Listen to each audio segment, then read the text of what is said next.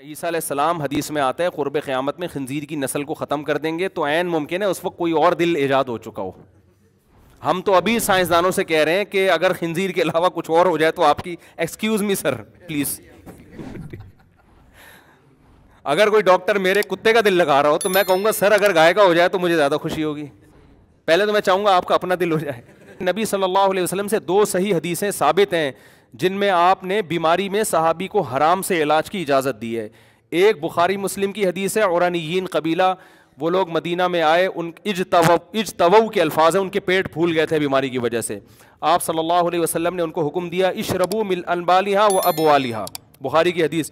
آپ نے فرمایا اونٹوں کا پیشاب بھی پیو اور دودھ بھی پیو. سمجھتے ہو؟ تو انہوں نے اونٹوں کا پیشاب بھی پیا اور دودھ بھی پیا. امام احمد بن حنبل رحمہ اللہ تعالی نے تو اس حدیث کی بیس پہ کہا کہ ان کا پیشاب حلال ہے، لیکن جمہور فقہاء اس طرف گئے کہ حلال نہیں ہے حرام. لیکن نبی کو بذریعہ وحی علم ہو گیا تھا کہ ان کی بیماری کا علاج اونٹ کے پیشاب کے علاوہ کسی اور چیز میں نہیں ہے، تو یہ وحی کے ذریعے آپ نے ان کو علم دیا. تو اس حدیث سے استدلال کیا ہے فقہاء نے کہ اگر ڈاکٹر یہ کہہ دے، دیکھو ان کو تو نبی کو تو وحی سے پتہ چل گیا نا، تو آج بھی اونٹ کا پیشاب پینا جائز نہیں ہے. لیکن اگر ماہر ڈاکٹر یہ کہہ دے کہ آپ کا علاج اونٹ کے پیشاب کے علاوہ کسی اور چیز میں نہیں ہے، تو اونٹ کا پیشاب پینا بھی جائز ہے، خنزیر کا دل لگانا بھی پھر کیا ہوگا؟ جائز ہوگا. آئی بات سامنے؟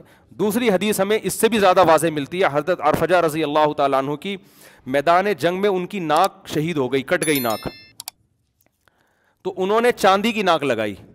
صرف ظاہر ہے جو سانس آنے کے لیے تو ناک تھی، وہ جو ایک عیب پیدا ہو جاتا ہے نا باڈی کے اندر، جسم کے اندر، اس عیب کو دور کرنے کے لیے. دیکھو زینت کے لیے سونا چاندی کا استعمال مرد کے لیے حرام ہے، عیب کے ازالے کے لیے جائز ہے. زینت الگ چیز ہے، فالٹ دور کرنا الگ چیز ہے. جیسے پلاسٹک سرجری آپ اپنے بڑھاپے کو چھپانے کے لیے نہیں کر سکتے، کیونکہ بڑھاپے میں یہ چیز زینت کہلاتی ہے.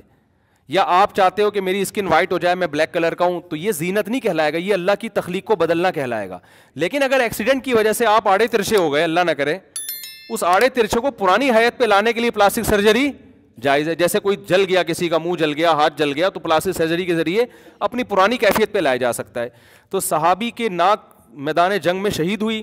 اب ظاہر ہے بغیر ناک کے انسان میں ایک عیب ہے، تو انہوں نے چاندی کی ناک لگائی. حالانکہ سونے چاندی کا استعمال عورتوں پہ بھی حرام ہے، عورت کے لیے صرف زیور کے طور پہ جائز ہے، باقی کسی چیز میں بھی جائز نہیں ہے. یعنی پلیٹوں میں کھانا سونے چاندی کے عورتوں پہ بھی حرام، مردوں پہ بھی حرام، اور مردوں کے لیے تو زیور کے طور پہ بھی حرام ہے. لیکن پوری ناک چاندی کی لگا لی صحابی نے، اور وہ موافق نہیں آئی، اس میں پس پڑ گئی، اس میں یعنی وہ زخم ہو گیا. تو پھر نبی صلی اللہ علیہ وسلم نے ان کو سونے کی ناک لگانے کی اجازت دی. گولڈ میں ایسا نہیں ہوتا ہوگا، انہوں نے پھر سونے کی ناک لگائی ہے. تو یہ بھی بہت بڑی دلیل ہے کہ حرام ایسے کنڈیشن میں جب علاج کے طور پر، حالانکہ اس پر زندگی بھی موقوف نہیں تھی ان کی، وہ ناک نہ لگاتے یہ تھوڑی تھی کہ ان کا انتقال ہو جانا تھا.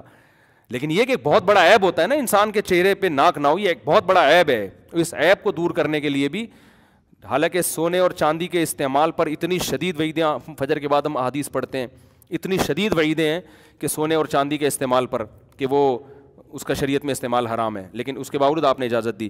ایک بات بیان کر کے بس بات ختم کرتا ہوں. قدیم فقہا نے، پہلے زمانے میں نا سوئی نہیں تھی، تو جوتوں کو گانٹھنے کے لیے، جوتوں کو سلائی کرنے کے لیے خنزیر کے بال استعمال ہوتے تھے. قدیم فقہا نے خنزیر کے بالوں سے جوتوں کے گانٹھنے کی بھی اجازت دی ہے.